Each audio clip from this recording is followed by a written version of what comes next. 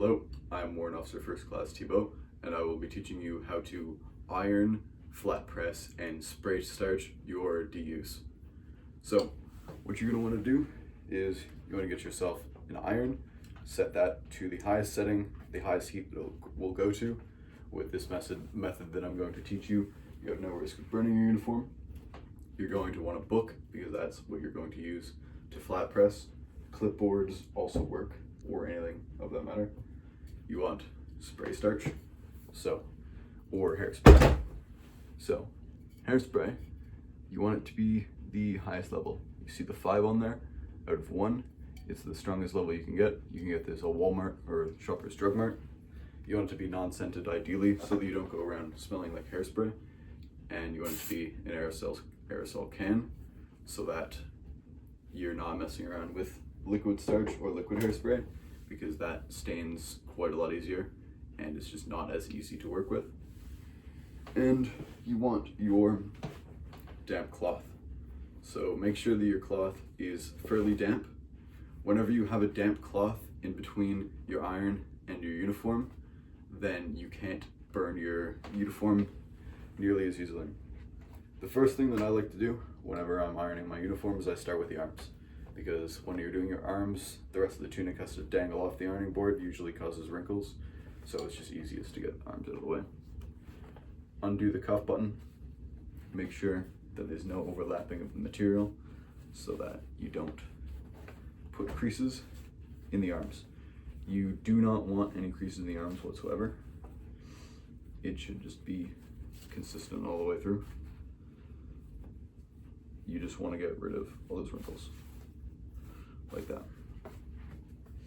So, keep in mind where the arm on the tunic is. Your iron can't touch here, and can't touch here, because if it does, then you'll put in creases that you don't want. Make sure that your cloth is laid out flat, so that you're not ironing the wrinkles that are in the cloth into your uniform.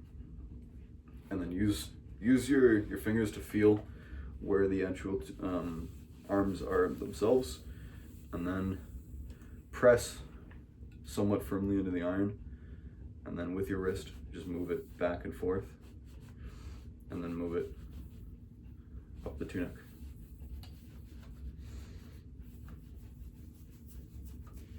Notice how I'm keeping in mind where the edge is, so that I don't iron in creases. Just keep the iron moving at all times so you don't burn it, and that side to side pushing down the iron motion works quite well. Good. So that's how you iron the arms. And you'll notice once I take it off the ironing board, there's no creases in the arms.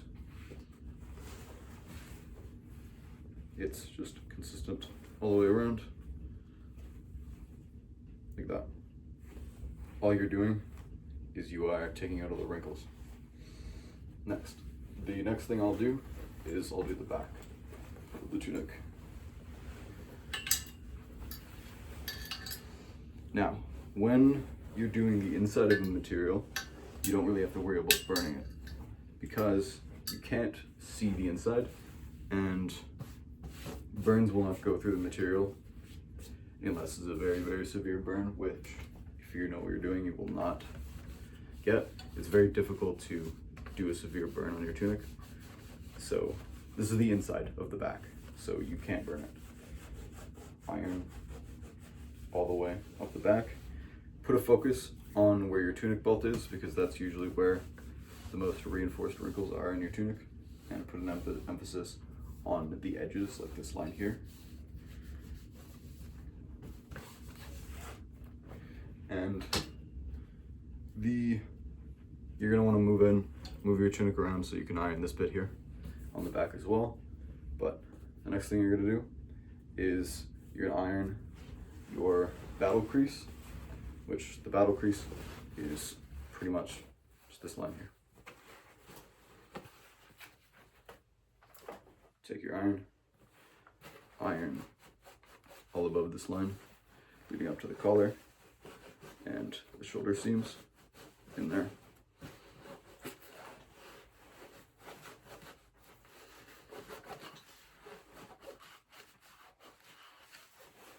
Like that. Now, this is the first part that you spray starch. You want to spray starch across this battle crease right here. So the sewn in line under that tag. Grab your spray starch, and then you just want to apply very thin coats evenly across. Now, when you know to stop with the first layer is when it starts to get damp. You don't want it to pool up because then it may go through the material and cause a tiny bit of miscoloring. It's really difficult to miscolor a tunic unless you just pour half the can of starch into a certain spot. You probably won't miscolor, but just make sure there's no pooling up so that it's not going through the material and staining. And then for starching, you're just going to wait until it dries. So if you're impatient, you can use a hairdryer or heat gun to just dry the spot instantly, or you could just wait. And then once it's dry, just spray starch again. Once it's dry, again and again. And then once you get a bunch of layers, it's gonna feel very firm to the touch. As you can see with something like this collar, it's very firm to grab. So that's ideally what you want whenever you're spray starching. Next thing you want to do is the sides. Again, from the insides. Lay it out. Make sure there's nothing in your pockets, because then you're going to iron whatever is in your pocket. You're going to iron a pattern of that into your uniform. It looks ridiculous.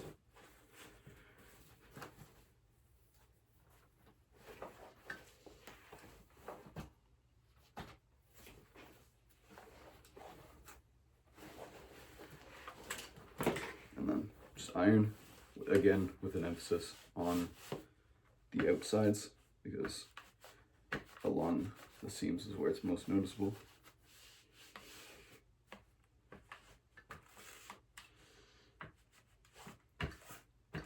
And then you're going to iron the full thing across all the pockets.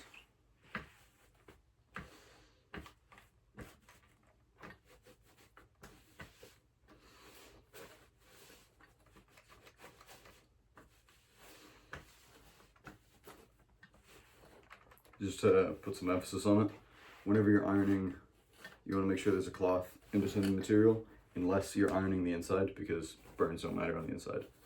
You can choose to use a cloth at all times if you so please, but it really doesn't matter. Make sure you get extra attention to where your tunic belt is, because that's where the worst wrinkles are. And along the edges of the pockets tend to have pretty bad wrinkles too. So you want to make sure you get that.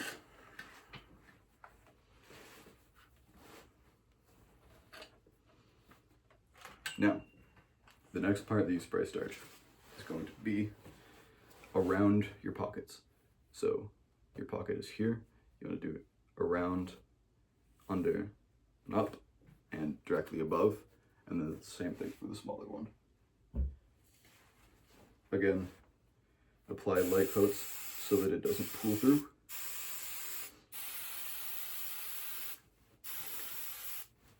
What spray starch does in this section is it prevents rippling from the outside.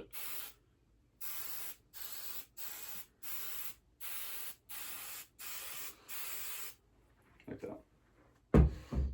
Alright, now, the next thing that you're going to do is you can do anything from this point. It doesn't really matter, but I usually do the pockets, and this is debatably one of the most important parts of ironing your tunic, because as you can see with my pockets are quite firm, so they're not easy to bend, especially my upper pockets. It's naturally pretty much just perfectly straight, and there's minimal ripples in it. And one thing you can do for your tunic, this is completely optional, but I recommend it, especially if you're an NCO. You want to cut off your buttons, and then you can resew the buttons so that they kind of dangle like that, because the effect that creates is when you close your pocket, the button isn't tight on the pocket, so it doesn't create that like indent, like that ripple that you'd have otherwise if your button was really tight and your pocket kind of goes outwards. So that's what you want. So for your pockets, unbutton them. Keep them unbuttoned whenever you're maintaining them, and then take the outside or the inside of your pockets and then lay the inside facing up, and then iron across the front or the top. So just like this, you're ironing your pocket flat, your pocket flap down, and then this is where flat pressing comes in. So you iron it so there's no wrinkles in it whatsoever.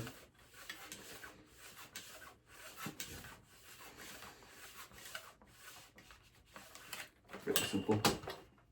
And then you're gonna take your book and then lay it down and then just press into it and then just wait for roughly 30 seconds, but however long it takes the tunic to cool down so that all that heat you just applied to the pocket decimates. So this is known as flat pressing. This is just going to take your ironing to the next level. It'll just keep it in a lot better. Just wait a little bit. So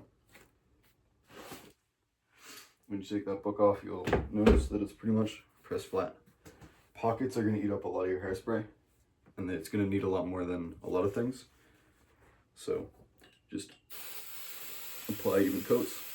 And for the pockets especially, I like to be generous because, again, they need a lot of hairspray. So what I'm looking out for here is I'm applying it just enough so that you get a good amount on there, but I don't want any pooling, because if it pools up, then it's going to go through the material. You can see there's no leakage throughout the pocket, so that means I'm still good. Put a little bit more on there, and then you can do this pretty freely. I don't know if you can see that there, but between the pocket and the tunic, like where the pocket flap attaches, you can spray along that line pretty generously, because you can't usually see it, but that's going to take out all the wrinkles. And then with your pockets, you'll notice that they're completely flat, and then while it dries, just leave it unbuttoned and leave it to rest like that. This is the appearance that you want for a pocket. Completely flat and no ripples in it whatsoever. Now, I would say that this is your most important part of uniform maintenance, is the collar.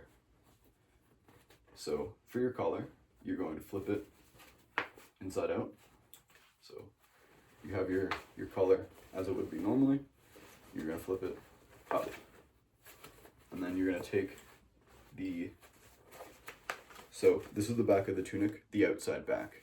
You're going to iron this part of the collar, because when you flip the collar down, you can see this material, this side of it. When you flip it up, this is the side that you can't see, so that's where you want to iron. Press it down. You can see I have tons of ripples on the inside from all the times that the collar just bends all of the hairspray in there. But what you want to do is press your iron down flat. Again, unless you're ironing the outside of something, you don't really have to worry about the cloth. The cloth is a lot more useful for the shirt and the pants than it is the tunic.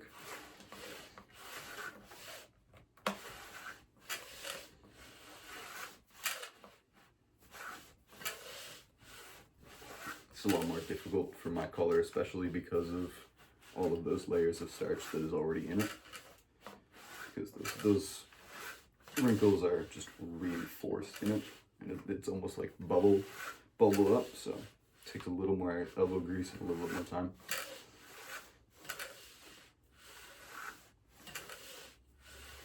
Make sure you're only touching the collar and not the neckband, because you can see the neckband, so you really don't want to burn that.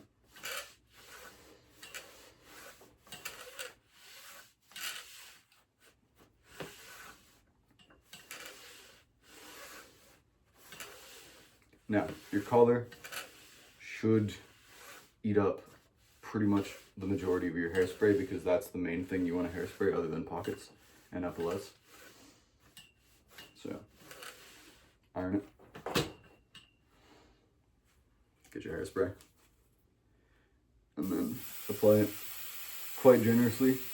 The collar is one of the thickest materials on the tunic, so I found that you can apply hairspray incredibly generously, especially to the collar, and it won't discolor. You can even get a tiny bit of pooling, and you won't have much to worry about. Just obviously be sensible. I usually stop as soon as I see a tiny bit of pooling, because that's how you know you have the right amount for the collar. That doesn't apply for anything else. Everything other than the collar is a much thinner material, so don't risk miscoloring it.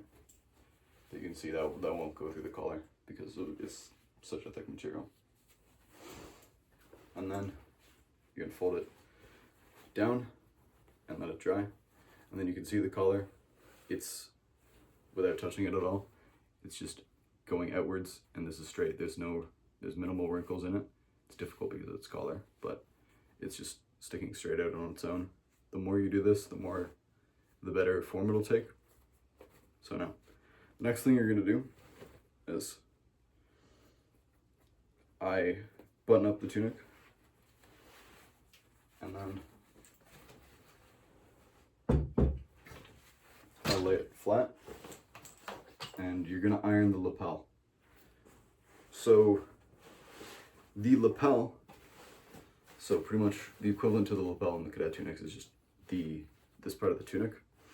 You want the tunic to have this kind of like open look, so whenever you're wearing it, so your blue shirt, the background of the blue shirt and the tie is completely visible, and your tunic is just perfectly, the lapels are perfectly flat pressed like this. What you absolutely don't want is you don't want it going up like this whenever you're wearing it. That looks pretty ridiculous, so you iron it, the lapel flat.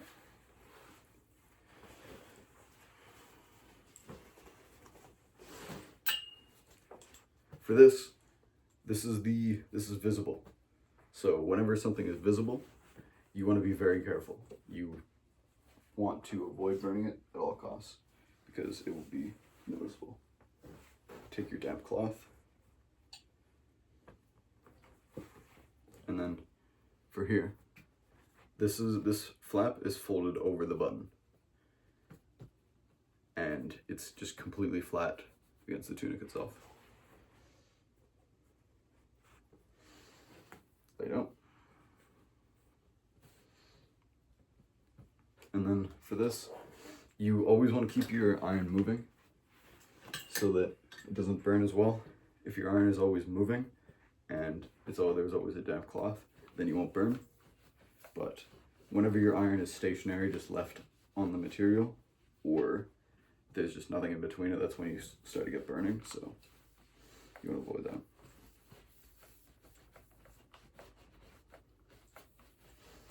Just iron those flaps, the lapel flaps.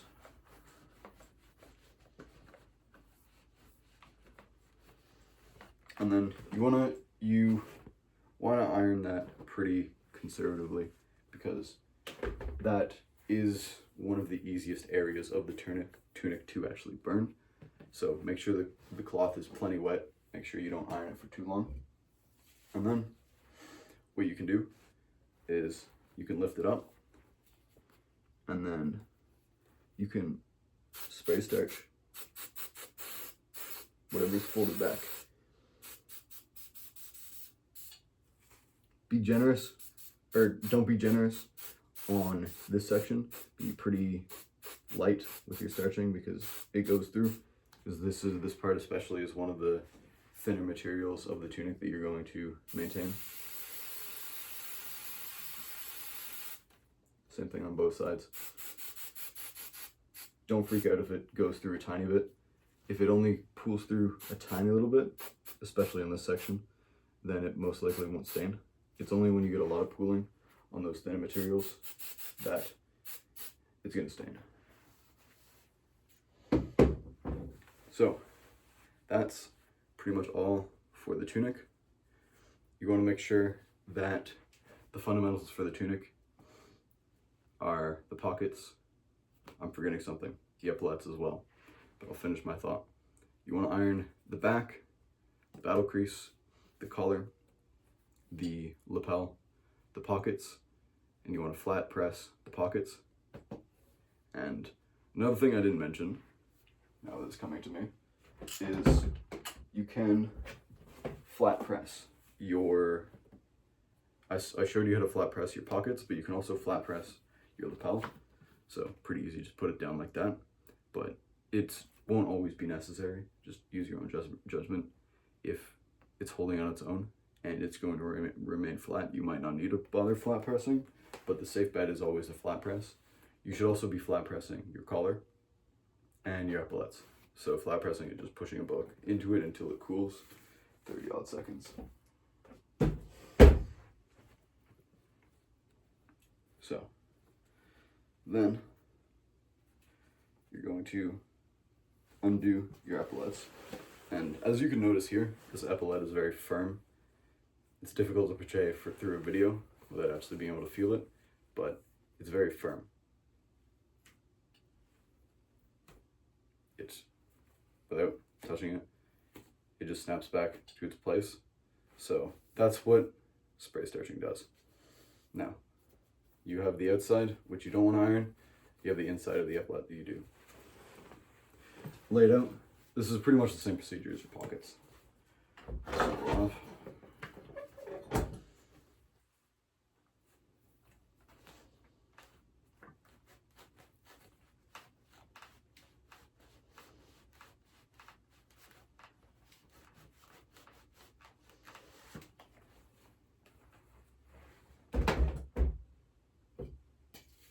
Spray starch.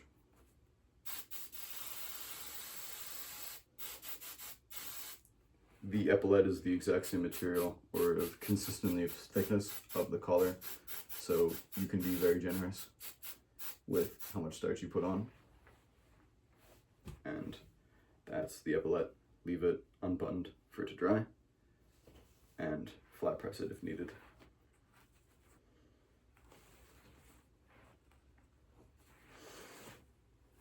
So that's that for the tunic. And once you're done, you want to grab a coat hanger and hang it up. Leave all your buttons undone. And then put it under the coat hanger so all your creases are reinforced so that your coat hanger is helping you, not hindering you.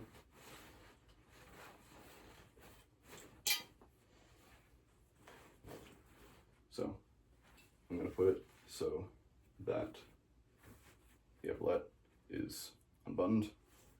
All my pockets are unbuttoned.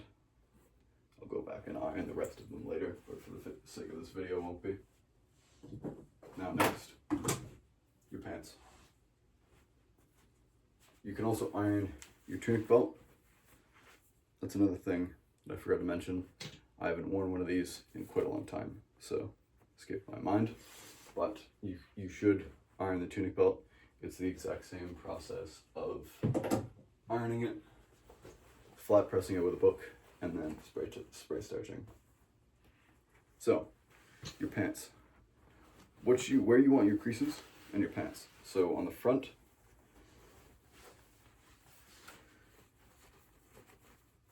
you want your creases on your belt loops. So this belt loop here, going all the way down, and it goes all the way up to your belt loop. This belt loop here, going all the way down, goes down all the way. on the back, you want your creases to stop at around your groin, so that you don't get that V going up to the top of your pants on the back. Looks kind of ridiculous, so just stop your creases at around the groin area. Now for ironing your pants, you're going to take your belt loops, put them together, grab the back so that your creases are aligned.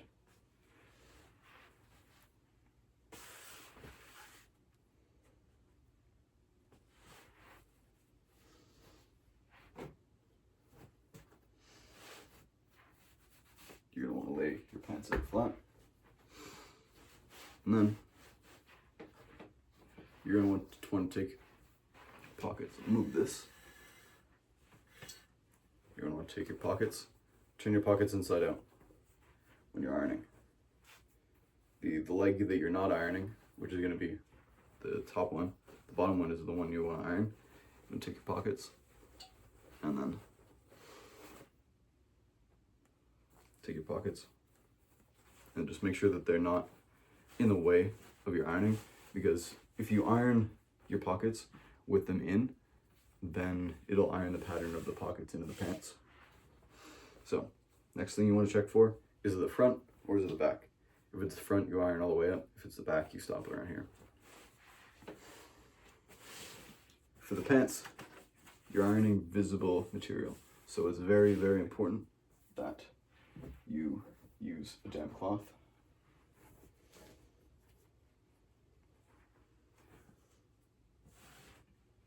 Your pants are probably going to be one of the more time-consuming things that you actually iron, so be careful with it. Now, the one thing you don't want to do is train tracks. Now, train tracks, how it's created is, and what train tracks are, is it's exactly what it seems. It's two creases side by side, they look like a train track. How that's created is when you're ironing your pants and the crease accidentally gets misaligned on the ironing board, so you end up accidentally ironing two creases. So the way to prevent train tracking is to just lay it flat. If your pants have train tracks, the way to get rid of them is to put puddle water onto the tunic itself, so that it's, and onto the pants itself, sorry, so that it's very, very damp. And then just iron profusely. It will take a very long time to get rid of train tracks, but with more water than normal pooling up in your pants, get a spray bottle or water bottle, just anything to pour water in your pants, and then just iron over, reinforcing one crease instead of two. The more you starch, the firmer that crease will be, so once you starch pants, it's pretty much impossible to get train tracks. So push down, use that side to side wrist motion, pull the cloth tight so that you're not getting in any wrinkles. Make sure you're doing the whole pant.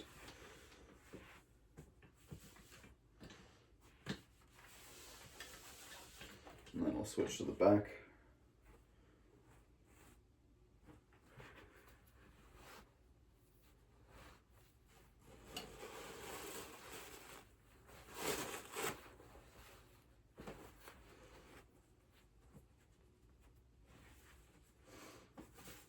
Again, on the back of the pants, you stop at the groin.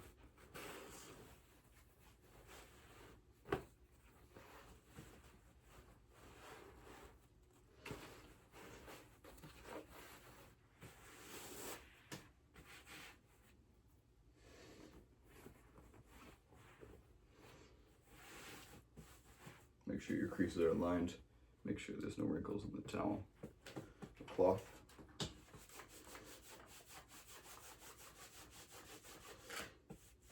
And iron.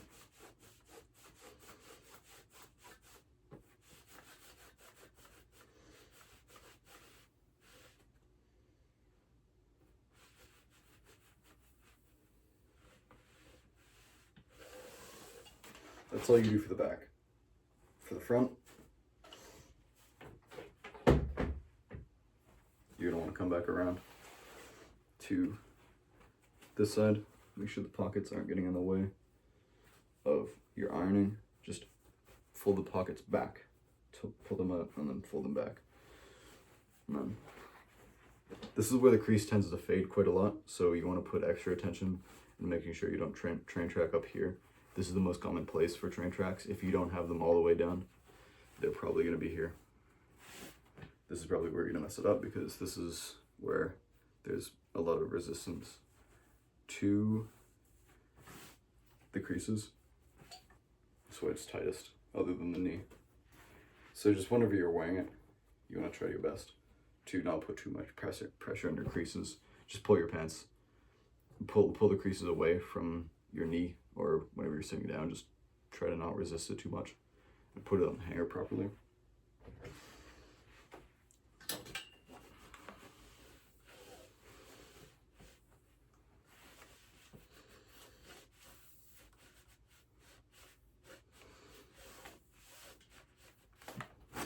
Easy as that.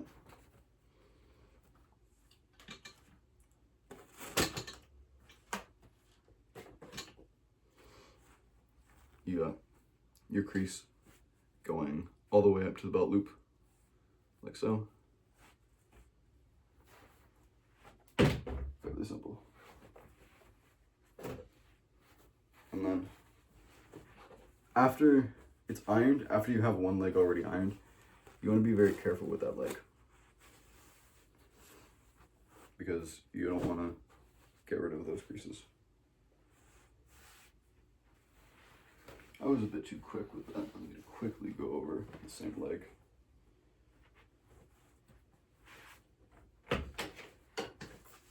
Do a little bit of a better job, even though I'm rushing for a video.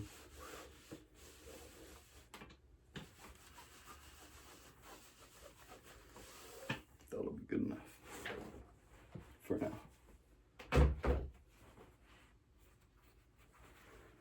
So, you want to take the leg that you haven't done already, which actually I just ironed the leg that I have not done. Okay, so let me quickly do the leg I already did.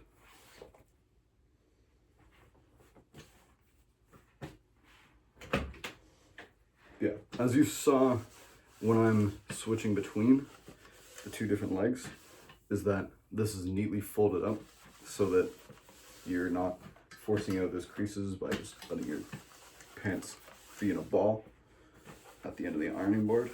You want it to be very deliberate, keeping out wrinkles.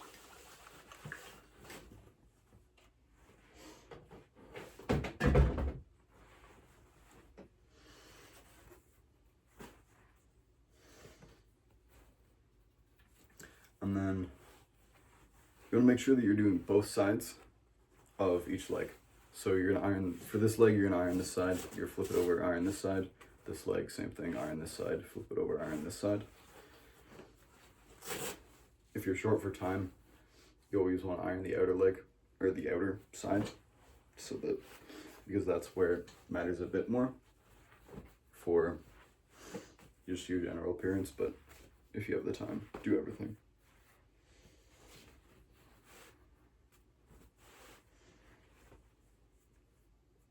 If I wasn't recording a video, I probably would have had gone back to the sink a couple of times already to dampen this cloth, because you always want the cloth to be damp, but with quick passovers you really don't have to worry about burning. But generally, when you have a damp cloth, you're creating steam. Steam is what reinforces those creases. So, and it's also protecting against burning whenever you have that damp cloth.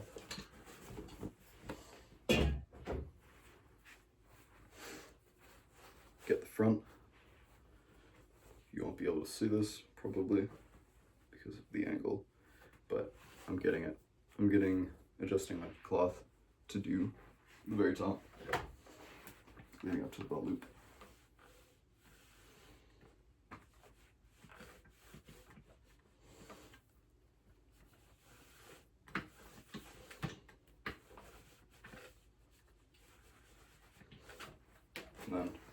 when you're actually doing this, take your time, don't rush it, put plenty of elbow grease into it, put a lot of pressure down into your pants, like that. And then, as I mentioned before, you're going to want to starch your pants. So, what you want to do for this is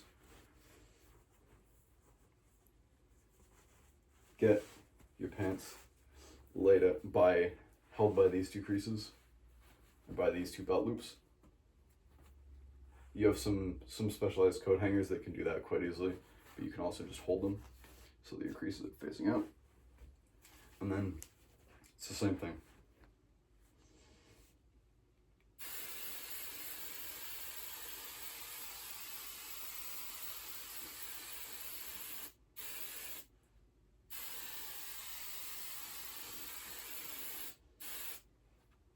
And then make sure to do the other side as well.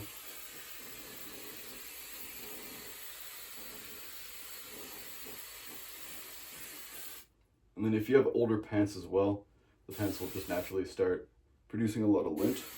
So you're gonna want to get a lint roller, because you can see the material is just getting old and fluffing off.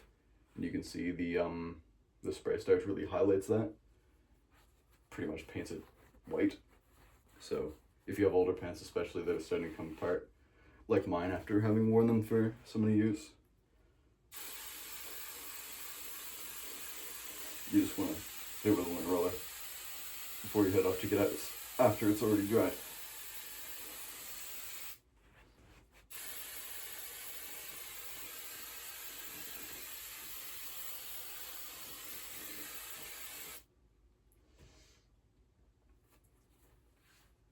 And then it's the exact same thing for the back. Grab the outer belt loops. You don't need to starch above the crease though, so a bit easier for the back.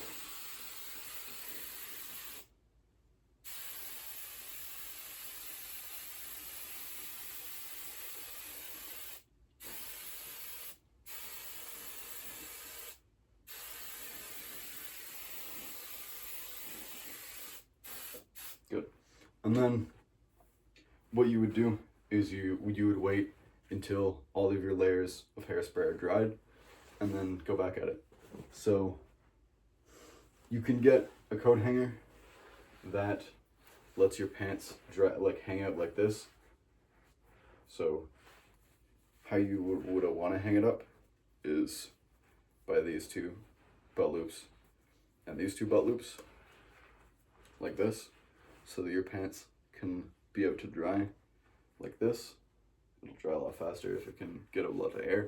And then put it by a window or by a door frame, anywhere that it's getting air, if you want it to dry any faster. And then you'll just take your coat hanger and then put your pants on it like that. And then some coat hangers will have hooks coming off the end. You can also do it there. But most normal coat hangers, this is what you got.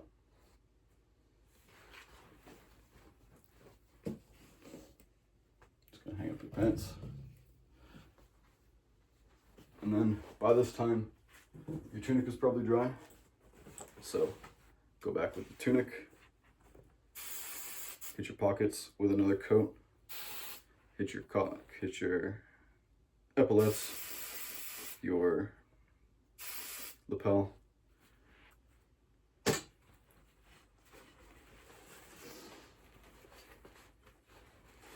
and your collar with another coat. You can do everything if you really want to, but what's really going to need a lot of coats and quite a bit of hairspray is those areas I just showed. The main three are, or the main four: the lapel, the collar, the epaulets, and the pocket. That's what's going to make your tunic really pop out. And I'll show this for just demonstration for your pockets once you've ironed them. you could do them up.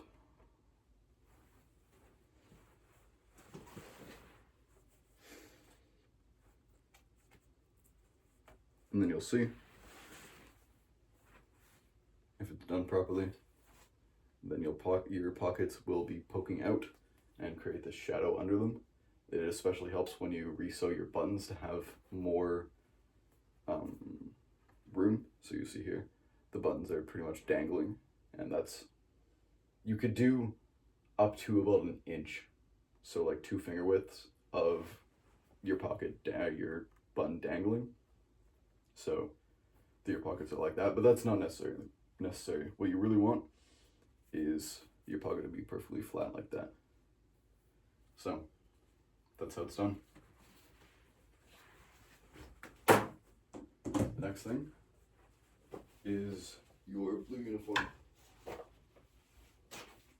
Your blue uniform is the thinnest material you'll work with for your blue uniform. So you always want to use a cloth. Everything with the blue uniform is the exact same as I showed with the tunic. So iron the inside. Don't starch your blue shirt. That's pretty good to know, because even a tiny bit of starch will probably stain it, so don't bother. It's not really necessary either. You could probably get away with a tiny bit of really, really thin coats along the pocket crease, or along the inside of the pockets and the inside of the epaulette's collar, and especially this crease here, but very, very, very thin. And definitely don't do it your first couple of times. Get used to starching before you even attempt your blue shirt, because it does stain very easily. And a better alternative is just to have to iron it more often than having to deal with stains and spending hours trying to wash out stains. So for your blue shirt, always use a cloth, because it burns very easily. I swear, half of the blue shirts I see that are ironed are probably burnt, just because people don't realize how easy of the material it is to burn. Yeah, I'm not going to put it on for much because I'm losing a little water from this cloth. But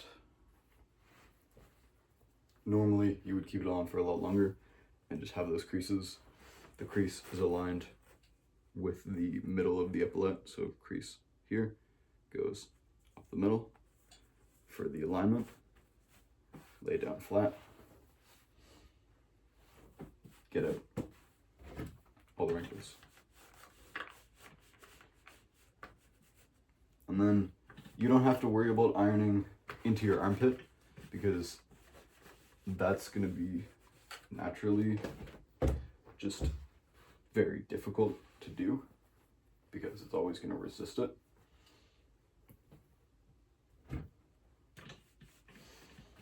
So when you're ironing the armpits, you just want to do a little bit. You just want to do the outside bit, not all of it, because it's going to be pretty much impossible to do all the way in. But you can do about half of it before it becomes completely pointless,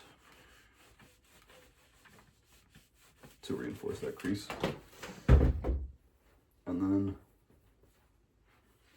you can just go over and do the entire sleeve. Make sure you're getting out all the wrinkles. The sleeves and the collar is really the huge thing in terms of your blue shirt. The pockets are naturally very easy to maintain, and keeping wrinkles out of your blue shirt is going to be pretty easy, except for where you tuck it in. So, exact same process for your tunic. I've already demonstrated that, so there's no need to again. Just make sure you're always using that cloth. That's really the only thing that changes in terms of getting wrinkles out of your blue shirt.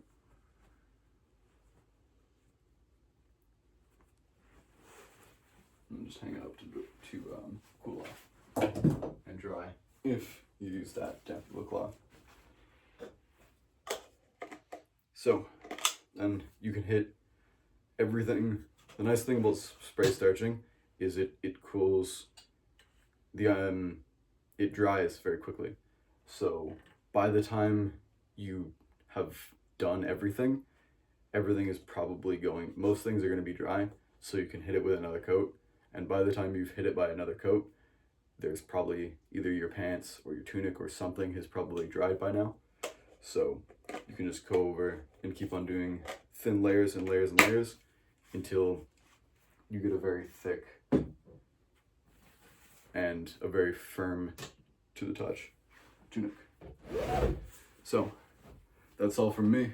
I have been Warrant Officer First Class Thibeault with DU Uniform Maintenance. Thank you for watching.